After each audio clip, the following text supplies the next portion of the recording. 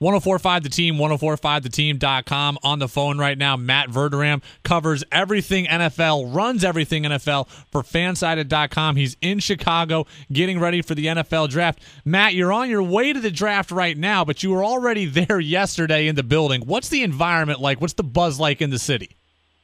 Everybody's excited. There's stuff all over the city, NFL draft this, NFL draft that, and so everybody's aware that everybody knows what's going on, even if they're not an NFL fan. There's certainly an energy downtown, and it's something that really is now becoming a little bit part of the city. It's the second year. I think last year everybody didn't know quite what to expect since it hadn't been in Chicago, but now it's a known commodity, and I think people are really excited to get going, and then Thursday night here is going to be a really special time in the Windy City. Jared Goff, Carson Wentz, in either order, appear to be the consensus 1-2 picks. But who are the best players in this draft? That's a good question. I think Jalen Ramsey is the best player in the draft. He's a guy who could play an elite cornerback. He could play elite safety. Coming out of Florida State, he's played in big games. He's won big. I think he's a guy who's a really, really top-notch player. Another guy is Larry Tunzel, the offensive tackle out of Ole Miss. He's a guy who can step in day one and protect the blind side, might go to San Diego, maybe he slips a little bit and goes to Jacksonville or Baltimore. And then my favorite guy in the draft is Miles Jack. Of course, he's got that knee condition that nobody really knows. Can he play 4 years? Can he play 10 years? He's a guy who can rush the passer. He can stuff the run, drop back in coverage. I think Jack is the best player in the draft. The question on him is just medical. The biggest storyline for me in round one is where does Ezekiel Elliott go? Because I think he could be the best player and the most ready to make an impact in this draft. What do you see for Ezekiel Elliott tonight? I see the Dallas Cowboys at number 4.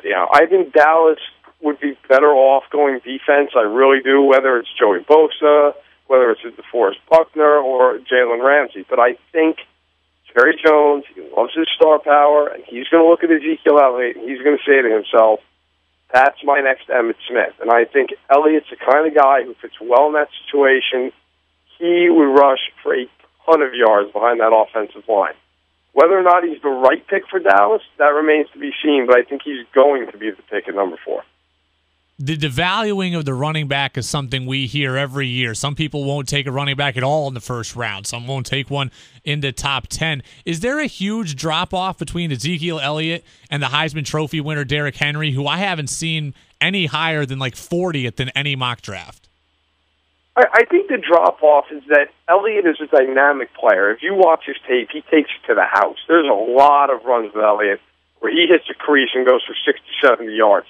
Henry's not that type of guy. He's not going to go for a 50-yard run maybe more than once or twice a year, if that. The difference is also that Henry had a huge workload in Alabama. It was not uncommon for him to have a game where he carried the ball 40 times. Elliott didn't have that workload, so I think teams look at Henry and say, well, how many years can we really get out of him? Can we get 4, 5, 6 years? Where Elliott, maybe teams think he'll be more durable and he'll get to 30, 31 years old before he really starts to break down. So I think those factors drop Henry into the second round where he'll be taken. Matt Verderame from fansided.com. He's in Chicago, ready for the NFL draft. Follow him on Twitter at Matt Verderame. Matt, switching to the New York teams, the Giants have the 10th pick. We saw them interested in Miles Jack. Now we hear they've cooled on him because of the knee injury. We've seen Floyd is a guy they're talking about. The Giants have a lot of needs, but they spent so heavy on defense in the offseason. Are they really going to go D again in the draft? If I were the Giants, if I was GM Jerry Reese, I would go defensive, yes. Because I think, look, the defensive line's been fortified, right? You got Damon Harrison from the Jets. You brought in Olivier Vernon from the Dolphins. So you could go D-tackle and really bolster that group, maybe with a guy like a Sheldon Rankins, if he's there. He is flying up draft boards. So he could be somebody who would be a nice pick at 10. Maybe the Giants go into that secondary. Vernon Hargraves is available. Maybe they look at him and say, you know what, he paired with Janoris Jenkins would be a really dynamite combination. If they don't go defense, I think the offensive tackle spot could be addressed. You move Justin Pugh inside the guard, and then you go with a Ronnie Stanley or a Jack Conklin, assuming Tunzel's off the board. If Tunzel, by some miracle, is still there, I think the Giants will run the card up. The Bills have the 19th pick in the draft. Rex Ryan, known for his defense. It seems to be a consensus pick that they will go defense, but they also have needs along the offensive line. They could always stand another playmaker at wideout. Where are the Bills going? You know, I think you hit the nail on the head. I think they're going defensive. Rex Ryan loves his defense, and I think that Ryan's going to look at this draft and salivate because there are so many players who can make an impact in the front seven. I'm going to say that the Bills are going with Robert Nkemdiche because he's a player who has all the talent in the world. He's a top 5 talent in this draft. There's no question. The question with Nkemdiche is whether or not you can turn his motor on and you can keep it on, and whether he stays out of trouble off the field. In Buffalo, you're not going to have that big of a problem staying out of trouble because there's nothing to do. And on top of that, Ryan is a guy who motivates players, and that guy is a dynamite talent. You can plug him in as a 4-3 end and let him go after the quarterback. I think if you can get to him, he's a really nice pick for the Bills. I think until Deflategate resurfaced, there is no story I've been more tired of in this NFL offseason than Ryan Fitzpatrick and the Jets. But it does seem like a foregone conclusion that Fitz is going back to New York, but they have to find a way to free up the money. Leads me to believe the Jets are going to be the most intriguing team in the first round today. Do you think they trade Muhammad Wilkerson and that frees up the money to bring back Fitz? I don't think it's off the table. I think it's harder than that, though, because teams are going to say, if we trade for Wilkerson, he's not signed. You know, he's just on a tag. So then they have to assume all the risk. Wilkerson could just say, hey, look, I'm not signing. I'm going to play on the tag this year, and I'm going to become a free agent next year. So I don't think he's going to get traded tonight. I think it might happen at some point. A lot of people are saying here in Chicago that Paxton Lynch is going to go to the Jets. I think that would be an atrocious move. He's not ready to play. He needs to sit behind somebody for a couple of years. And quite honestly, who's he sitting behind with the Jets? Geno Smith? Bryce Petty? I don't like that move. I think the Jets should try to upgrade other areas of the team, whether it be another corner, whether it be an edge rusher, which I think they desperately need. But there's a lot of buzz that Lynch is going to be that third quarterback off the board. In my mock, I have Connor Cook going to them. I think Cook goes before Lynch. Which team is in the most precarious position to you tonight? For me, it is the Jets because there's so many different dynamics. One, they need a quarterback in Fitz. If they don't get Fitz, then are they left with Geno Smith and Bryce Petty? Would they go out and get Sam Bradford or a Mike Glennon, someone in that vein? Tom Brady's suspended for 4 games, so this is their chance. But they may have the hardest schedule in the league next year. 5 of their first 6 games against playoff teams. To me, the Jets are just in the biggest up-in-the-air position. I think the Jets are in a very tough position. I agree with you, Brady. I think that this is a team that went 10-6 last year, overachieved in the eyes of many, and then had a pretty rough offseason. If they get Matt Forte, they lose Chris Ivory. Harrison's gone. Fitzpatrick might be gone for good. And lose Cumberland, who's a nice piece as a tight end. There are a lot of guys who are no longer on that team. The Jets now have to find a way to get some impact players in this draft. And I agree. I think it's going to be tough. The other team I look at and say they're in a rough position is Carolina Panthers. They rescinded the tag on Josh Norman, and they desperately need a cornerback. They needed another cornerback, even if they had Norman. And they're in a position right behind the Cardinals and the Chiefs, 2 teams that are probably going to go corner. They could be in a spot where there's no corners left for them to take.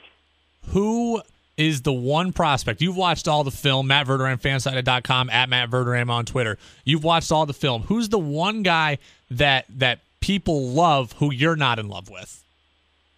Mackenzie Alexander, the corner out of Clemson. I think Alexander, you look at him and you see, okay, he's 5'11", but he plays longer than that. He's got long arms. He's a fluid athlete. You see him and you say, oh, that's a guy, we can coach him up. He fits. The problem with Alexander is he's allergic to contact. He just does not hit. And, some will say, well, Deion Sanders didn't hit, and he had a Hall of Fame career. Well, that's all good and well. Alexander's not Deion Sanders. He does not play at all in the run game. He's a guy who's going to give up a lot of yards after catch because he doesn't wrap up. He's got poor tackling technique. I think if he gets the right coach, and a coach can teach him, if nothing else, just the proper tackling technique, I think maybe he's a decent corner because he can cover. But I just see a guy who's going to be drafted in the first round who, frankly, is a raw prospect. I think it takes a couple of years, if at all, before Alexander becomes a guy you really feel good about when he's on the field. How about let's go the other way? A guy that you love who isn't getting the pub. I think Sterling Shepard's really good. Wide receiver out of Oklahoma. Shepard's a guy, he can run the whole route tree. He's a great route runner. He's got sneaky speed. He's not a guy who's going to run a 4.3 40, but he's got good football speed. He's got really nice hands. I think Shepard's a guy who could go late in the first, maybe surprise some people, but he'll probably go in the second. I think a team toward the back end of the first would be wise to take him. I think he's better than Will Fuller out of Notre Dame, who everybody's in love with. I might even take him ahead of Josh Doxson at TCU. I think Treadwell and Coleman are the two best receivers. But I think Shepard's a guy who could come in and have a big impact right away because of his route running. Matt Verderame, will get you out of here on this. A few years ago, even though they were awful, I really liked what Jacksonville was doing. And it does appear that Jacksonville, aided by the fact they play in a subpar division, is on the precipice of at least becoming, back to respectability. I think Cleveland is starting to plant those seeds. I liked Hugh Jackson. I like the moves that they've made. I like trading out of that number 2 pick to get all the picks. Do you like what Cleveland's doing? Can you see them finally taking some steps in the right direction? I wrote a column after they made that trade to Philadelphia, and I said, this is the first time Cleveland's done anything right in 10 years, and I think that was accurate. Look, the Browns made a great trade. I still have no idea what the Eagles are doing. That is one of the more befuddling situations in the league. But getting back to Cleveland, yeah, I think Cleveland really has done a nice job. They've acquired 12 picks. They have the most picks in the draft, along with San Francisco. But let's be real. You can get all the picks you want. You got to hit on them. They got a ton of picks for the Julio Jones trade and it blew up in their face. You got nobody.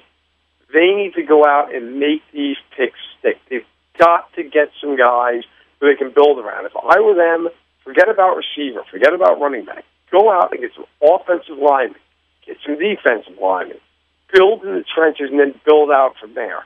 If they take the 8th pick and draft like Paxton Lynch or something, then it's a disaster. But I don't expect them to do that.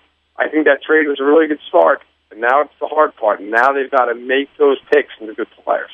Matt Verderame, he's in Chicago covering the draft for fansided.com. Follow him on Twitter all night long, I'm sure, at Matt Verderame. Matt, it's the calm before the storm. You're on your way to the draft, and hey, have a good time tonight. We appreciate it. Thanks a lot, Brady. Take care.